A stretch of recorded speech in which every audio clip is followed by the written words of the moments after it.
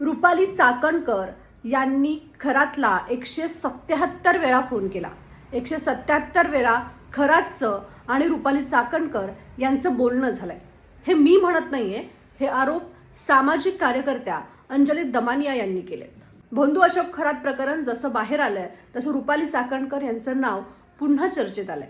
त्याचबरोबर त्यांची बहीण प्रतिभा चाकणकर यांच्या सुद्धा नावाची चर्चा झाली आहे. खरात सोबत मोठमोठ्या नेत्यांचं बोलणं झालंय किंवा खरातला मोठमोठ्या नेत्यांनी फोन केलाय आणि बऱ्याच वेळा फोन केलाय असे आरोप अंजली दमानिया यांनी केले. खरं तर अशोक खरात प्रकरण जसं बाहेर आलंय आणि जसजशी त्यामध्ये राजकीय नेत्यांची नावं बाहेर येत आहेत, हे प्रकरण आणखीनच मोठं वाटू लागलंय. त्याच्यावर झालेले आरोप हे अत्यंत गंभीर स्वरूपाचे आहेत. या खरात प्रकरणात नवनवीन खुलासे होत आहेत. अशोक खरातचे अनेक कारनामे समोर येत आहेत आणि यामध्ये कळीचा मुद्दा ठरतोय तो म्हणजे राजकीय नेत्यांशी संबंध.